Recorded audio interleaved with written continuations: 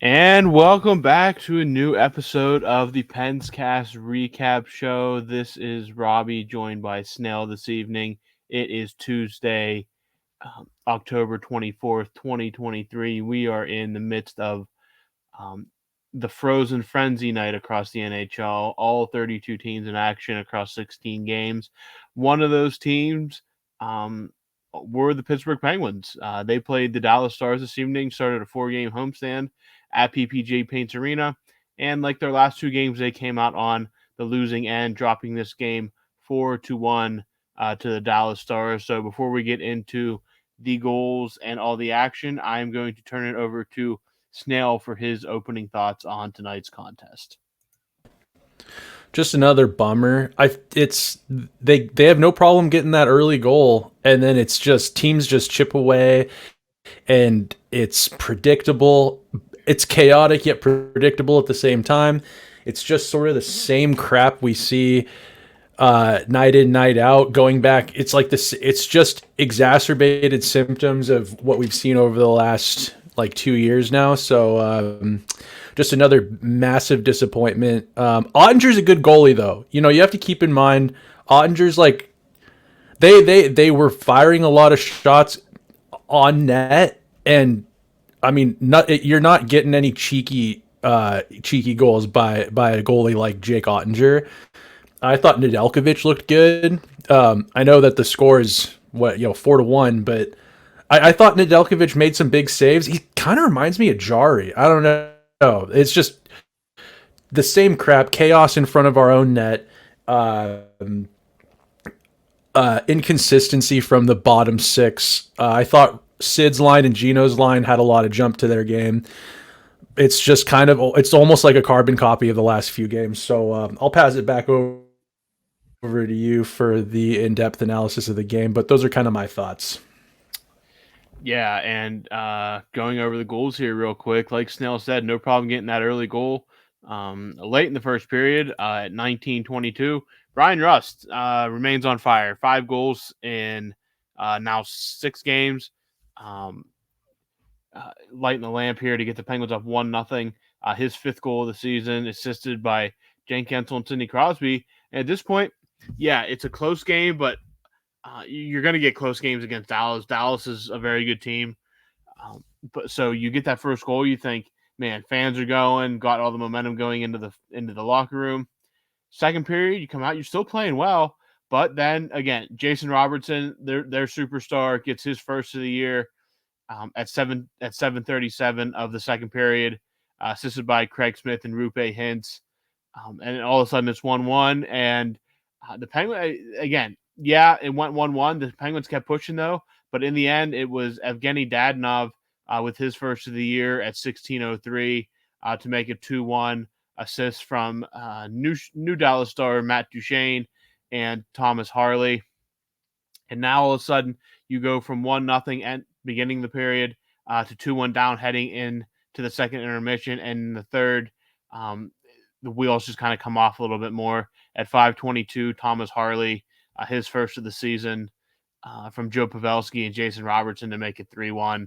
And then Wyatt Johnson scores his second of the year at 13:51 to put the cherry on top with an assist from Jamie Benn. And then that's all she wrote. Penguins game ends 4-1. And Snail, one thing that you did mention was the play of Jake Ottinger. And in the early going, Ottinger was making the saves that kept Dallas in this game, or at least kept it even, and then only kept it at 1 goal until they could the Dallas Stars could uh, could break through, and that's what it did. It was Jason Robertson getting the game even, their best goal scorer, their top goal scorer, a budding superstar in the league, gets that goal, and all of a sudden it's 1-1, and then that's where things kind of take a turn toward the Stars, but the Penguins kept fighting.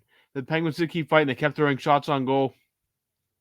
Unfortunately, they couldn't get another one past Ottinger. And Ottinger, one of the best goalies in the game, still a young guy as well, going to be around for a long time, win a bunch of awards probably, and has kind of become the franchise netminder down in Dallas. But yeah, this feels honestly, if you look back at the Penguins' other losses before this game, felt eerily similar to what we'd seen uh, in the past few games. Chicago, maybe not as much because the Penguins came out flying in that game and really controlled it until they into the third period. But the games against Detroit, again, score early, get that first goal, lose 4-1, 4-2, whatever it was. And then you saw the same thing on Saturday as well. The Penguins just, um, they, it just seems like they can't get the scoring when they need it the most. And it's great that Brian, I mean, the top two lines again had some jump, had some juice. Brian Russ, fifth of the year uh, from Jake Gensel and Sidney Crosby, a great combination to set that play up. And Russ makes no mistake about it. Doesn't matter who was in goal on that. I don't think, unless Russ would have missed, I don't think anybody was making that save. That was just a beauty of a play. And they kept pushing. Like it wasn't a let off the gas kind of thing or anything like that. It's just Dallas' talent kind of their depth talent just kind of took over in that game. Jason Robertson, obviously the superstar that he is, gets it even. But the guys you don't hear a lot about from Dallas were the ones that were scoring after the game was 1-1. And they played, they came, they showed up. Um, it just feels like a game the Penguins have played a bunch of times this year. It just feels like we're copy pasting night in and night out. And again, one of these nights it's going to break through, but at some point you'd like to see, even against a good goalie like Ottinger, who's on the top of his game, finish a couple more of them chances. I mean, you finish another one of those chances at some point when it's 1-0, and all of a sudden the complete complexion of that game flips on its head and changes. It's no longer Dallas maybe plays a little more on the front foot, opens themselves up on the counter a little bit, but Penguins couldn't get that second, and Dallas just hung around long enough thanks to Ottinger, and then their depth and talent just became too much. Yeah, I think one thing tonight that I really walked away with was I've been critical of the Penguins.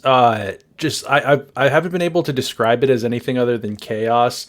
And I think one thing that's been hard to do is really identify what is this problem that we're seeing every if it's not every game lately, it's every other game or so, and it's I'm trying to really identify what that problem is before I'm crying out for change, because you can't change anything if you can't identify the problem correctly. So one thing that this game did expose, I feel like, is a team like Dallas plays with such structure, and the Penguins, I feel like Sully's system really tends to breed chaos.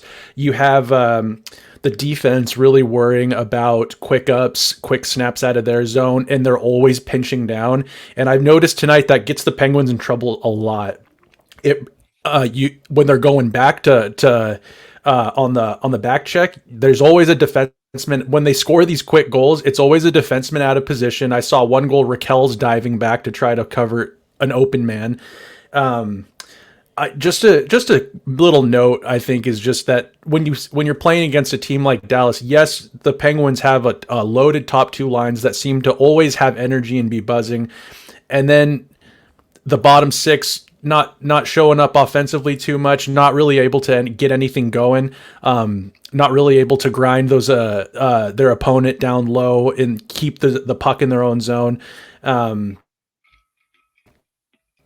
It's frustrating to see. It's frustrating to see when you have all this talent on the ice and it's just like it's just not clicking. Score with this roster, even against a goaltender like Jake Ottinger, it's mind-boggling to walk away from this game and the Penguins only score one goal.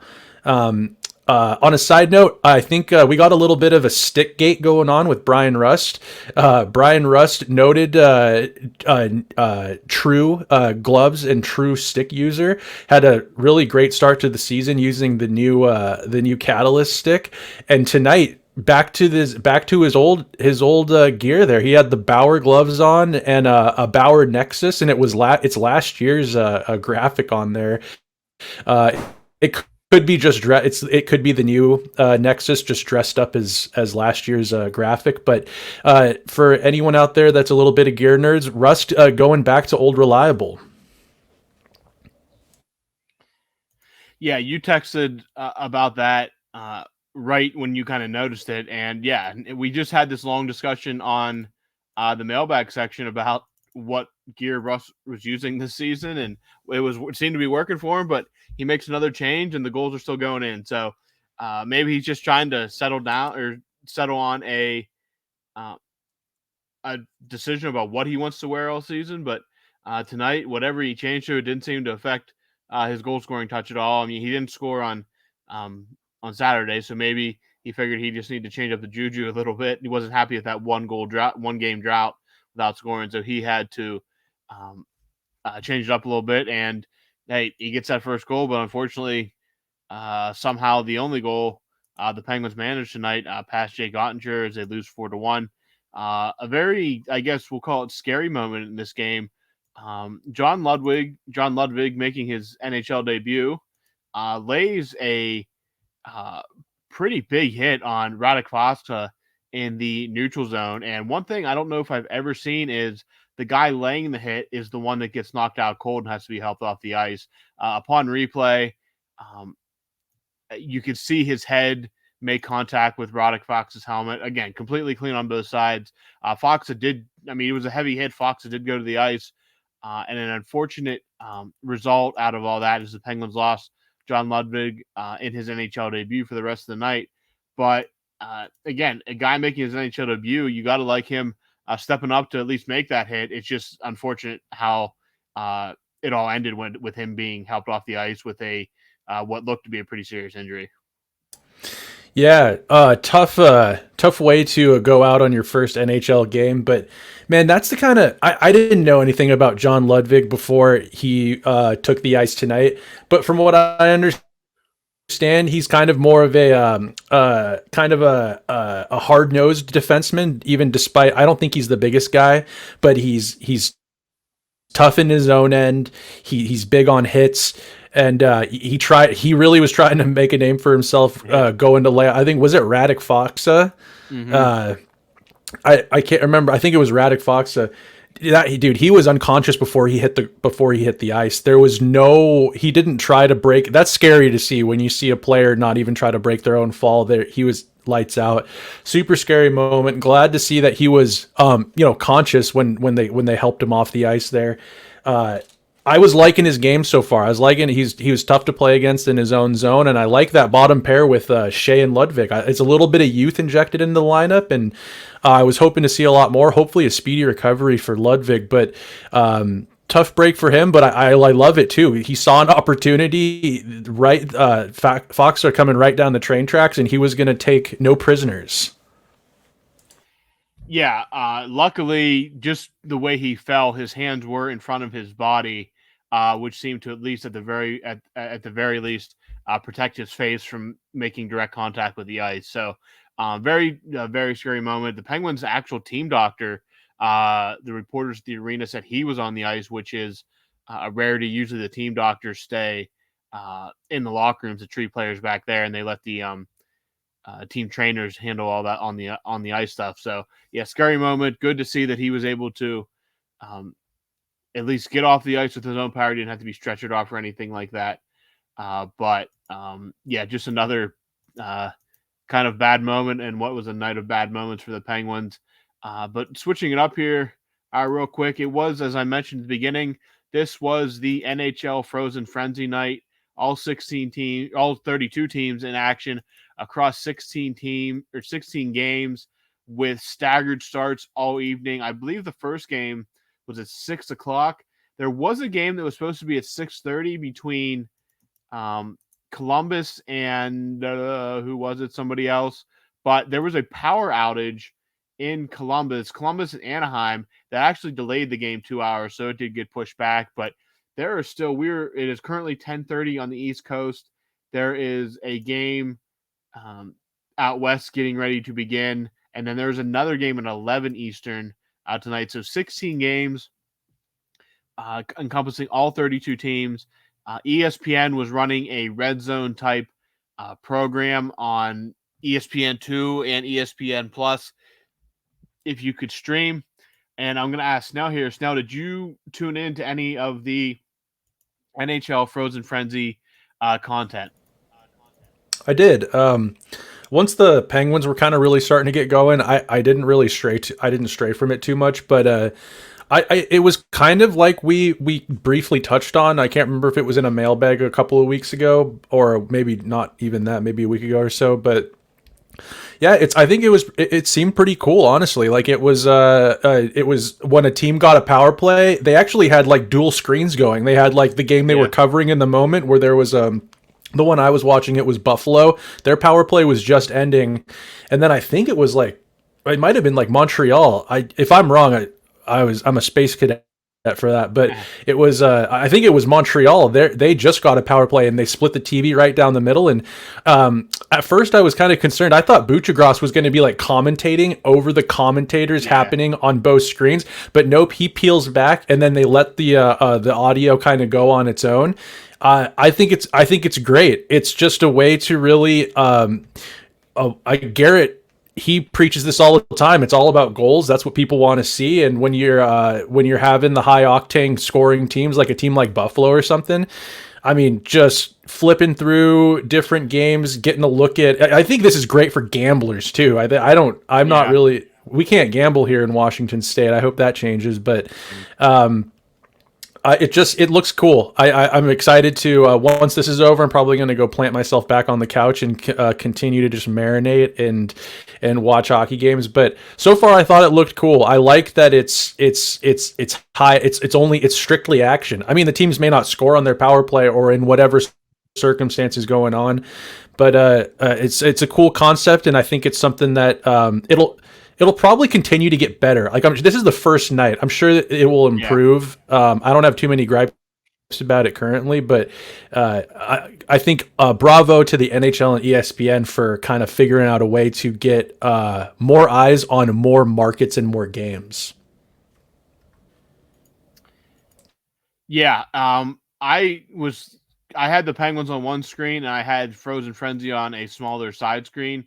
And credit to how it was done. Yeah, it was very. I thought it was very good that Butcher Gross basically said, "Here's the game we're going to," and they just turn it right over to the announcers. And again, it was just completely seamless. There was no, "Hey, if you're tuning in from the Frozen Frenzy, blah blah blah." It was just seamless, like right into it. The game just picked up where it was. I will say there was one point where they popped into Colorado and the Islanders, and Cale Makar scored an absolutely disgusting backhand goal. Just cut through the entire defense and went top shelf over Ilya Sorokin. And then literally they changed to Tampa and whoever they were playing like 45 seconds later, and they had Tampa scoring a goal um, off like a power play or something like that. So like just like that, like somebody's tuning in and they just see like, okay, here's 2 minutes of one game and they score, and then well, they're not going to keep just until the faceoff's done. We'll switch over to another game. Oh, there's a goal in this game. That's the kind of stuff that the NHL needs to do more of to uh, to branch out, to put the product out there for everybody to see. And I think based on what I saw, I think overall it worked really good tonight. And again, I don't think there's any other day this year where they play 16 games all in one day, but based on what I'm seeing, the early returns from people, basically just on social media and stuff, this is something you will see again at some point. I'd like to see it during kind of the doldrum of like mid February, early March when the NFL is over, baseball hasn't started yet. It's basically just the NHL and the NBA, and do it on a Saturday. Because I mean nothing wrong with doing it on a weeknight and you got games spread out over 5 hours, but imagine a situation where it's a Saturday and you can start games at say like 3 or 4, and you can go up until 11 o'clock. I think you can really spread it out more, and my early returns on this is very positive for the league. Very positive. Imagine a day in like yeah, like you said, like February or March or something, and you got a Saturday and you've got 16 games teed up, and you're gonna throw on Frozen Frenzy at noon Eastern time, and you're gonna order Permani Brothers or whatever pizza or something, and you just work up a lather on the couch for from noon till 11 p.m. time to tuck yourself in. Good night. That sounds like an awesome ordeal. I hope that I don't think, like you said, I think this is the only time this year that's 16. It's 16, right? I believe this is the only time this season that it is all 16 in one day.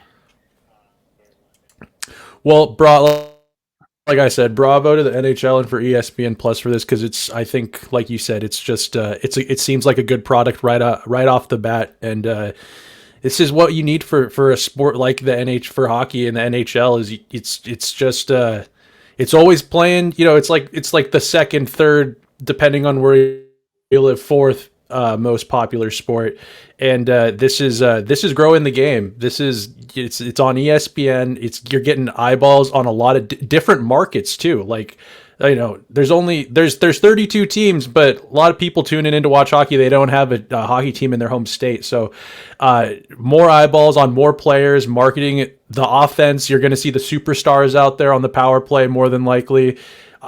Just an A+ from the powers that be. Yeah, absolutely. I mean, it gives people a chance to see teams like Seattle or Vegas or even Arizona just getting more eyeballs on some smaller markets or growing markets. So, yeah, overall A+ job from the NHL and ESPN this evening. Before we wrap up here, quick look ahead. Thursday is when the Penguins are back in action. The 26th, they host the Colorado Avalanche at PPG Paints Arena, and then they wrap up this week of action on Saturday, the 28th, against the Ottawa Senators. So it doesn't get any easier for the Penguins here the rest of the week. So at some point, you need to get back in the win column. Hopefully, that can start as soon as uh, Thursday. And again, obviously, we will be back with a recap after that game as well. Mailbag Part 2 will be recorded later this week. Mailbag Part 1 is already out. And as we talked about on the mailbag, if you're not a mailbag listener and just catching this, um, on Halloween Day at some point, our 2023 candy draft will be released. And that is me, Snail, and Garrett will be basically picking our favorite candy draft style. So it's pretty self explanatory. We will be recording that on Monday the 30th, releasing on Halloween on Tuesday. So look out for that. But again, before wrapping up here, we got the Penguins losing to the Stars 4-1. Brian Rust gets his 5th goal of the season. But other than that, the Penguins come up empty handed for their 3rd loss in a row. And that's all we got for tonight. So I once again thank you for tuning in to another Penscast recap. We will talk to you guys on Thursday night following the game against the Avalanche.